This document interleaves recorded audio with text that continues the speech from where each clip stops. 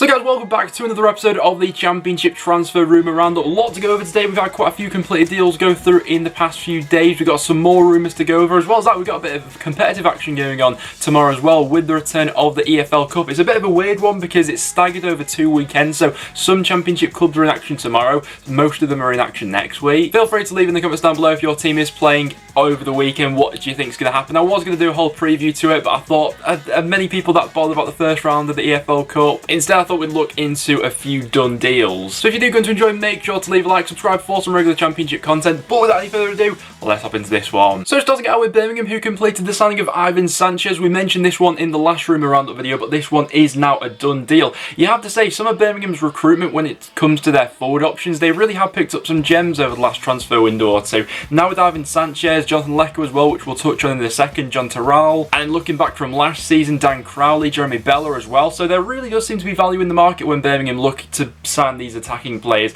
Ivan Sanchez, very technical player from what I've seen. We'll see how he goes ahead and adapts to life in the Championship, but by all accounts, look to be a really exciting prospect that Birmingham have got on their hands here. 27 years old. He comes in as another wide option after they lost Magoma, so good deal for Birmingham there, I think. And then speaking of Birmingham, they also completed the signing of West Brom forward Jonathan Lecker, coming in for just £1 million. I think that could be a really good bit of business, actually. Seems like quite a cheap deal for such a young player. Had a really good loan spell out with Charlton that was ultimately cut short due to an injury, but in the 19 starts he made for them, got 5 goals and 4 assists. I'm interested to see what role he's going to play in this Karanka system, because he was played pretty much all over for Charlton, really. He played the majority of the games there as a centre forward in a forward 2, starting 10 games in that role, but he also played as a number 10. He played out on the right and even a little bit deeper as well. So there's obviously a very diverse attacker in there, very good at getting in behind, adds that bit of pace to that Birmingham forward line, which I think they were in need of. I think if he gets a full season under his belt there, for £1 million, 21 years old, I think Birmingham are getting a pretty good deal there. Nottingham Forest completed the signing of Frau Basharu. We spoke about this one on the last transfer rumour roundup video as well, but this one once again is now a done deal. Forest have been quite busy in strengthening this area, haven't they? Jack Colback and now Basharu both come in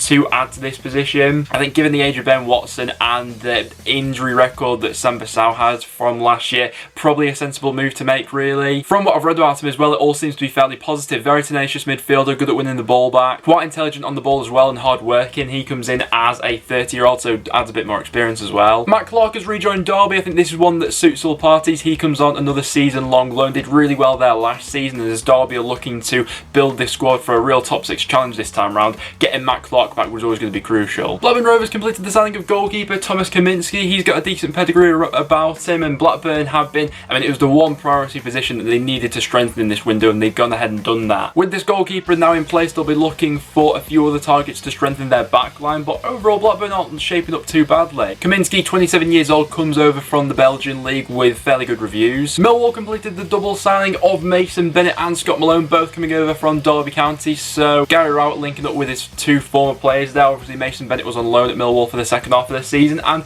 he did alright for them, to be fair, in all circumstances, didn't he? I think that this is one move which could work out for both clubs and the player. You know, his time at Derby I think was coming towards an end there. He needed a change of environment, and at Millwall added a bit of a spark to that team. He was fairly hard working while he was there. In the 7 appearances he had for Millwall, popped up with 2 goals. He picked up an injury towards the end of that loan spell at Millwall, but was playing fairly well out on that left-hand side for Millwall in that forward 3 for them. Swansea have also been busy lately. Mark Gu, he's come back on loan from Chelsea, spent the second half of the season there at Swansea, did really well for them, and they have also completed the deal for Jamal Lowe. A lot of Championship interest from Michael Preston, Millwall as well, but it was Swansea who managed to get this one over the line. I think he'll do well for them. Was fantastic in the second half of the season with Wigan. I think he'll only be better for that first experience in the Championship as well, and Swansea will reap the benefits of that season he had with Wigan. Seemed to really get his confidence back in that part of the season as well, and I think that with the football that Swansea like to play as well, he'll be quite a nice fit into that side. Probably the only business that Swansea have got to do left would be maybe another striker, unless they do see AU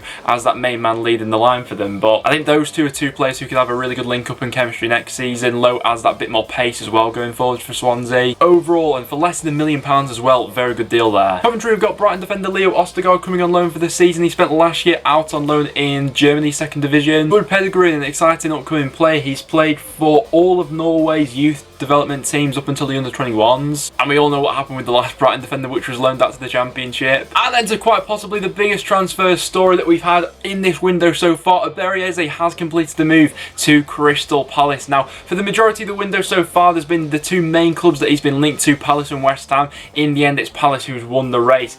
They are a side who, in all honesty, was probably lacking a bit of creativity from last season. Eze is going to come in and deliver that. I mean, what an unbelievable season it was last time around for QPR. 14 goals and 8 assists, but it's not just those numbers which do him justice. When you watch him play, he was technically one of the best playmakers in the league in terms of getting out of those little pockets of space. He has maturity beyond his years, only 22 years old as well, and I'm sure all the QPR fans will be absolutely gutted to lose him, but it was the natural progression in his career, wasn't it? Averaged around 2 key passes per match, 3 successful dribbles, and he was a player who was used pretty much all over the pitch for QPR last season, wasn't he? In that number 10 role, out on that left hand side, out on the right as well. Sometimes when he went for a 3 in the middle, he was part of that central midfield as well, as more like a number 8 or something. So I'm interested to see where Crystal Palace deploy him. You know, there's talk about Wilfried Zaha leaving, so could be the natural replacement in that role from the left hand side cutting inside. But he did score some wonderful goals, didn't he, last season? I mean, still one of my favourites was that one on the opening day against Stoke. Oh my god, when he took it from the halfway line and just went like that,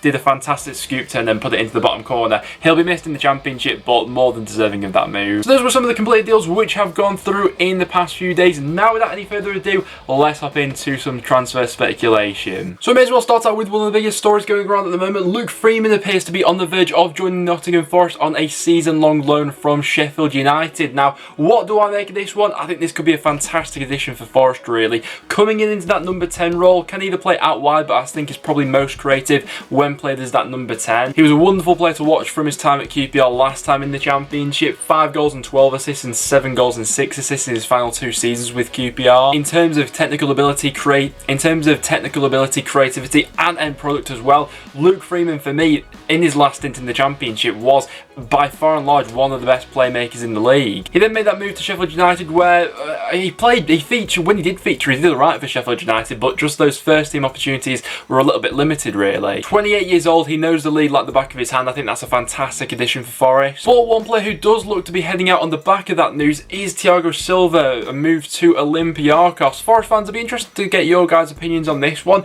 I'd be a little bit, you know, sad to see Thiago Silva go. He definitely came up with moments of brilliance last season. 3 goals, 4 assists. He was played in a variety of positions as well, probably most in that number 10 role, but was also played out on the left at times and a few times a little bit deeper as well to dictate play. I thought there was a real player in there, albeit sometimes maybe he did go missing a little bit. But with him making that move away to Olympiacos, Forest fans, I'd be interested to get your guys' view on this one. Also, what does the future hold for João Carvalho as well? I'm really interested to know because we barely got to see him at all last season. Huddersfield look to be on the verge of signing Manchester United goalkeeper Joel Pereira on a season-long loan. I think a lot of people expected Huddersfield to go into this market really as a bit of competition for Ben Hamer, who's returning from his loan spell at Derby from last season. Pereira in his career, he is 24 years old now, so will be looking for a club to settle down at. He's had a variety of loan spells out since being at Manchester United, Hearts being the latest one in Scotland. Interested to see how he gets on for Huddersfield. There's been quite a bit of interest in Watford striker Danny Welbeck. I think he's one player who not a lot of people really expect to hang about. He's going to be one of their biggest earners. There 18 appearances last season, 2 goals. There has been Premier League clubs in for him, and ultimately come the end of the transfer window, I'd be quite surprised to see him still as a Watford player. So Palace and Southampton, the 2 clubs at the moment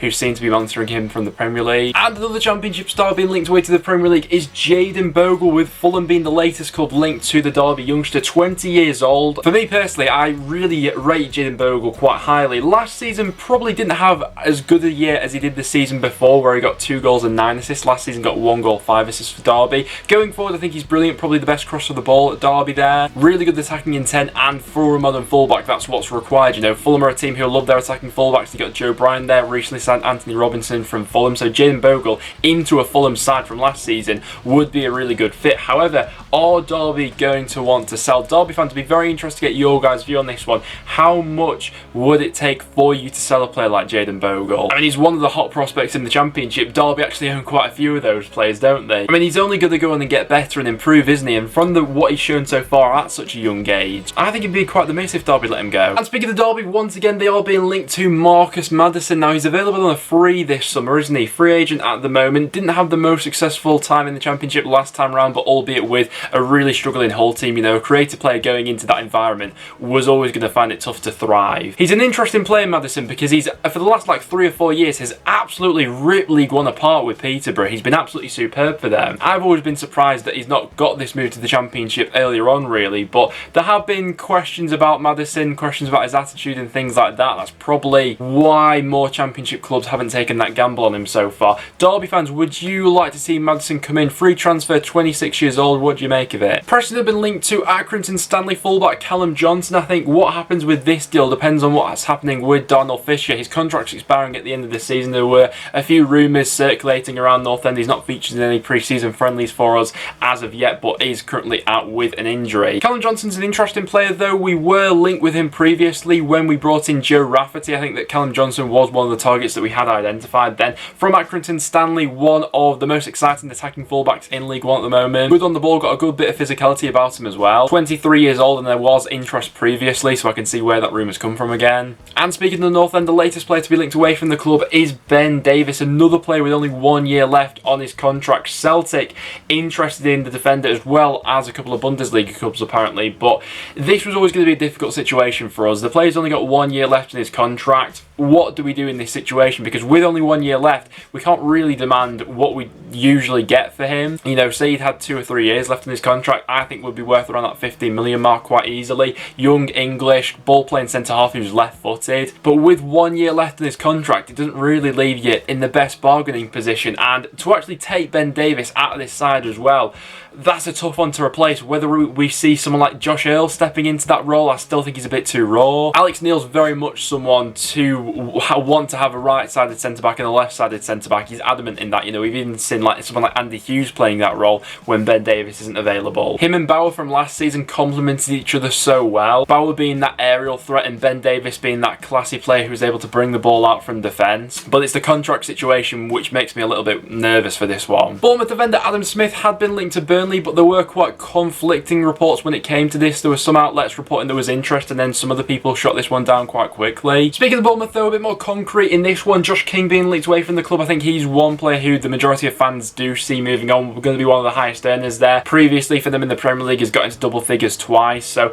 understandably so there is quite a bit of interest. AC Milan most notably interested in the Norwegian attacker. Last season probably didn't have his best season, but I think the majority of the Bournemouth squad dipped really. 6 goals, 4 assists for him. There's also been interest from the Premier League as well. Everton interested. I'd be very surprised if he was still a Championship player in a month's time. Swansea is said to be interested in Blackburn defender Derek Williams, potentially coming in as a bit more cover, as they like to play that 3 at the back system. Could come in and offer an alternative as that left-sided centre-half. There's also reportedly been interest from the MLS as well. And speaking of Blackburn defender, Cedric Kipri was one potential target that they have been heavily linked to. However, West Brom have also emerged recently as a potential move for the French defender. Did really well with Wigan last season. 23 years old, will be an excellent addition for Blackburn if they did get that one done. And Adam Clayton looks to be on his way to Birmingham, reuniting with former manager Aitor Karanka, so he really is getting the band back together at Birmingham, isn't he? But central midfield is a position where they're fairly heavily stocked in at the moment, Birmingham, so I would expect maybe 1 or 2 departures there. And it looks as if Reading have a deal in place for Ovie Ejaria, signing on a permanent basis from Liverpool. He has been training with them, however,